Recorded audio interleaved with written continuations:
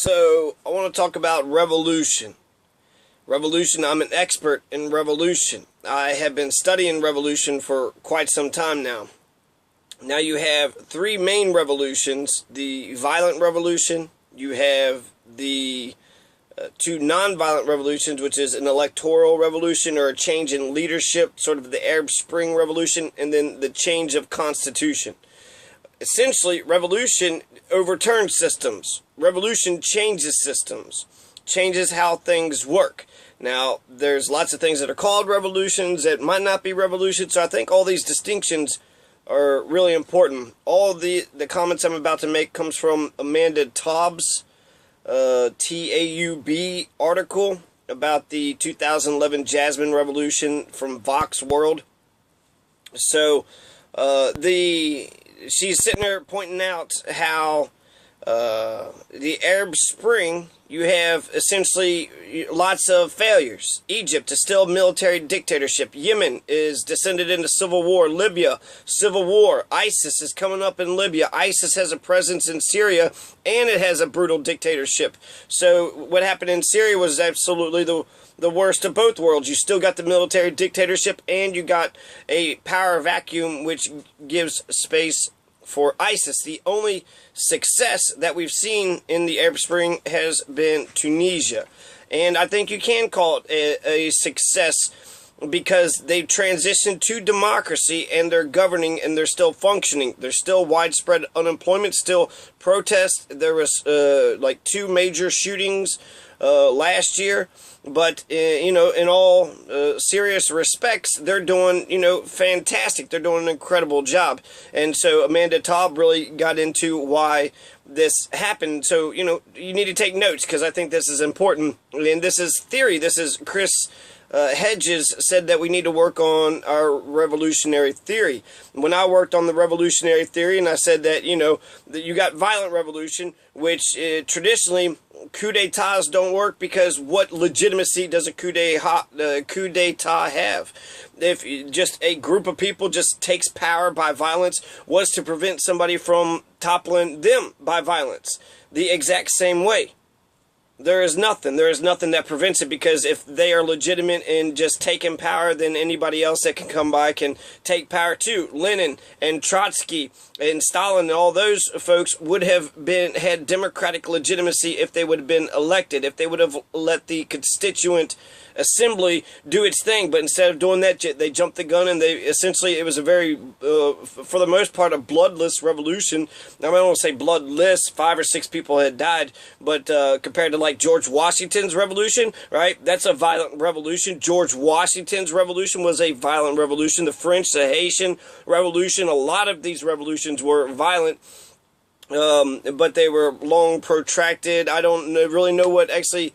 there are distinctions between just a flat-out coup d'etat and the George Washington way of revolution. Then you got the Arab Spring way of revolution, where the Arab Spring has these massive street demonstration protests, and then they take power. Think about Mubarak in a cage. When I saw Mubarak in a cage, it made me think of the French revolutionaries when they were chopping off King Louis and Marie Antoinette's head. They chopped their fucking heads off. And so that was, the Arab Spring, while it looked like it was a bunch of massive prolonged street protest, and they had stopped any type of progress, they had stopped any sort of forward momentum.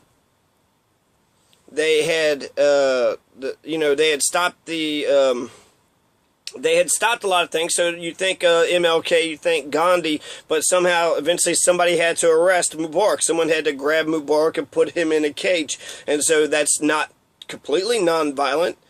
And so that's sort of the Arab Spring way, which is kind of a combination between the George Washington way and, say, the Bernie Sanders way, which is, if you want to change in leadership. So let's throw the violent revolutions off to the side for a second, because with violent revolution, look what happened with Ammon Bundy. With violent revolution, the government, the state, they know exactly what to fucking do with the violent revolution. You want to try to take the government by force? You want to try to take the government with violence? Well, they will meet violence with violence, and they will do that every time. So what other alternatives do we have? Well, we could change the leadership. We can change the Constitution. Well, how do we change the leadership? How do we change the Constitution? Bernie Sanders has an electoral revolution. He's called for an electoral revolution. That's what I was calling for when I ran for Lieutenant Governor of Kentucky, an electoral revolution.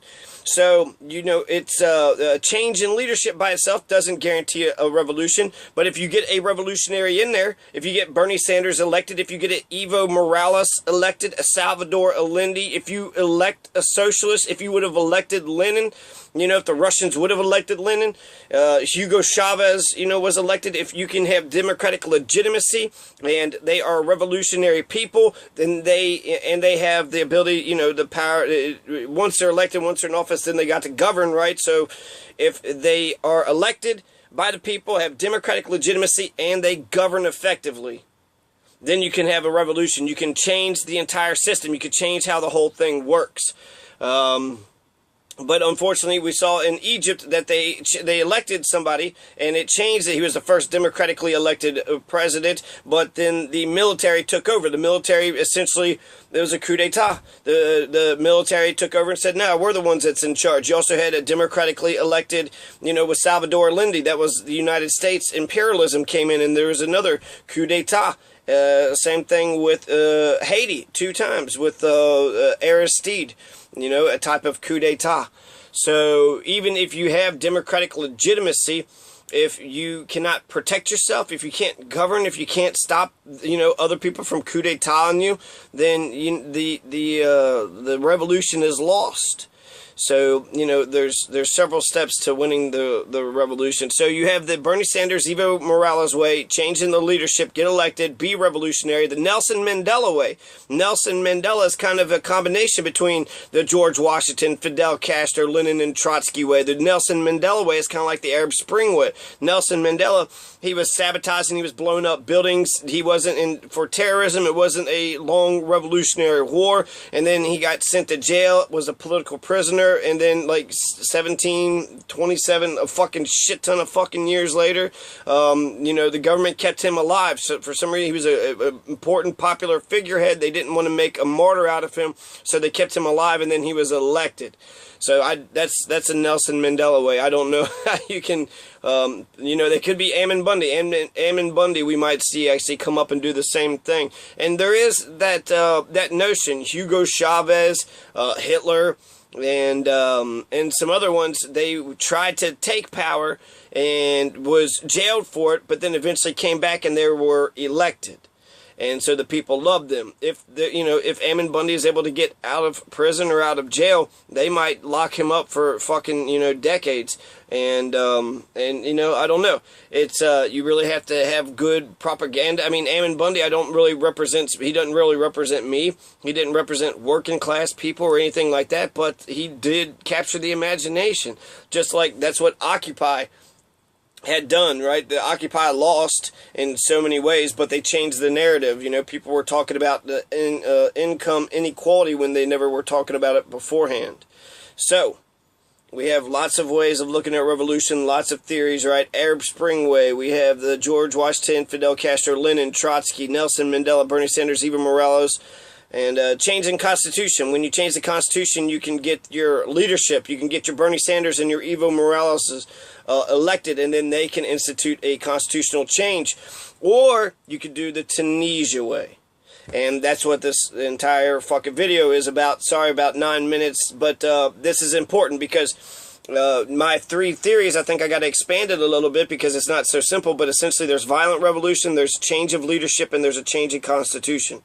And those are the ways that we can change the entire society. But what we're seeing with the Arab Spring is just because you change the leadership, even if you change the leadership with radical, you know, revolutionaries, people that are going to change the way that government is run for, you know, very fundamentally, that's all radical is a fundamental change. A person who wants radical change wants fundamental change. And And there's nothing wrong with that. In fact, there's nothing wrong with extremism by themselves. MLK said he was an extremist. It's not about being extreme or not a moderate or what the fuck ever. It's about what you're extreme about. If you're extreme about injustice and love and peace and, stopping the oppression, if you're just an extremist for love, that's a good thing. If you're an extremist for hate and violence, well, that's a bad thing. So, extremism by itself doesn't negate their purpose. MLK was an extremist, and he was the greatest person to ever walk the face of the planet. And so let's talk about Tunisia. What did Tunisia do? Okay, so you have the article with Amanda Taub was sitting there saying that it's not about good versus evil and heroes versus villains. It wasn't about the individuals themselves, but it was about institutional failure. And Amanda Taub says that institutional failure happened in all these countries, and that's why their entire systems had collapsed. But that wasn't because there was institutional failure. When the take Egypt, when Egypt got into power, when Morsi got into power, there wasn't any structure on institutional pillars for Mosni to be able to build off of. So, because there was no civil society, there was no, it was gutted out. There was, Hosni Mubarak, there was no civil society. He had gutted the opposition. He made the judiciary very obedient and puppet-like. And then the military was extraordinarily strong. So Mubarak was pretty much destined to be toppled, but just because these states keep on failing doesn't mean that the opposition party or the protesters are going to establish democratic institutions right away. That is not guaranteed. And if there's no civil society, then it seems like they're going to be in chaos for quite some time. There was a movie about Eastern European revolutions, Serbia, Ukraine, Gene Sharp, and this movie rose into power with the Occupy movement. It was called How to Start a Revolution, and they were talking about this man named Gene Sharp. Now, in the movie, they talked about sort of you got pillars of society, right? You have, you got the police, you got road workers, you got the bureaucracy, you have lots of things that society has. And so they were saying that the way that they were able to make successful revolutions, now, this is what Egypt used too. So apparently it's not totally perfect. Because, well, let me just finish my point here. The institutions, each one of these pillars of institutions, right? Let's just say the police and the road workers and the public school teachers and administration. So you have these, pillars. Is it possible to remove the leadership, put a different leadership on, and then keep these pillars so that way the whole society doesn't dissipate and collapse? I think that's kind of a simplistic perspective, but I think you get sort of a visual, understanding of it. So, if the police are corrupt, if we're living in a police state and the tail wags the dog, the police do as they please, and then the other three branches of government is just covering the police's ass, well, then we probably have to do something with the police. But road workers, what's wrong with road workers? There might be corruption in there, and they might be corruption in every one of these pillars, but how do you keep the pillars right where they're at and fix the corruption? Do you have to wipe it all out? Can you keep some of them? Can you keep the road workers and keep the public school teachers and keep the police, or do you have to wipe it all out and just rebuild from scratch? A lot of these countries, say like Egypt, they essentially would have to build from scratch. Right now the military is taking over. So that was a failed revolution, and that's so unfortunate, to be honest with you. Because what happened in Egypt, I mean, there's death. People died for that revolution. And just like Libya, Syria, and Iran, that Nadia or whatever, that one woman that she had blood coming out her nose, the death that was seen around the world. So that's one way to think about it with the institutional pillars. So that's the point of Amanda Taub in Vox World article. She wants to, here's the distinctions, okay? So the three revolutions, right? Violent, change of leadership, change the Constitution, write those down. But I guess I do need to sort of work on the theory with that, because there's other sort of more nuanced ways, right? With Nelson Mandela, he's kind of a third way, and the Arab Spring was a third way too. So then Tunisia. So here's what Tunisia did. Okay, so Amanda Tobb's argument in this article about the Jasmine Revolution, 2011 Jasmine Revolution, is that they did not institute democracy. There was not institutions of democracy. And so for each one of these countries, you know, with Egypt, she specifically pointed out there wasn't a civil society, there was no opposition party, so when Morsi got power, then there was nothing to build off of. And so with institutions of democracy, here's the 4 things that you need, okay? First, you need effective political parties that can win elections. You got to win the election. Once you win the election, then you have to have an effective leader who can govern. So, I mean, let's look at Kentucky, right? So, effective political parties. The Democratic Party is doing pretty shitty, to be honest with you. They keep on running these fake conservative Republicans who don't say any, you know, democratic things, and they keep losing. And so what can you do if you lose the election? You can't do shit, right? So you have to win the election. After you win the election, then you need an effective leader who can govern. So right now you got Matt Bevin, and criticize Bevin all you want because he's got lots of, you know, ideologically speaking, I'm against many of what Matt Bevin changes the entire game of Kentucky. Most of it I would say is bad, but it's not all bad. If there is a lot of corruption that's going on and he wants to kind of come in and clean house, well, he's a new face. He will completely change the way Kentucky is ran. And I would say he's an effective leader. I would say Donald Trump would be an effective leader. And so, you know, I'm not, no way fucking defending these people, but, you know, that's important. Morsi wasn't an effective leader. He got elected, but then what happened? He got, you know, deposed, and then people had hated him. Okay, so the 4 things: effective political parties that win in elections, effective leaders who can govern, and an effective bureaucracy, an administration that can, you know, enforce the laws, and then a civil society for support and stability. So those are the 4 institutions of democracy that you need implemented for a failed state, for, you know, anything really. So you need effective political party, win the election, effective leaders who can govern, an effective bureaucracy, administration to implement your changes and agenda, and a civil society for support and stability. So, you know, that's those are important things. The civil society. So let's actually get to the civil society. So, I don't know, I'm going to mention Occupy. There's some infighting. There's a failure to reach the working classes, which sort of the 1848 revolutions did. A bunch of intelligentsia couldn't reach out to the working classes. There is also no concrete goals or plan for democratic institutions at all. It was just, let's just occupy. We have no goals. And that's you know, that's what we did. But that didn't change anything really. Just a large waste of time. Made us all feel good, like we were doing something.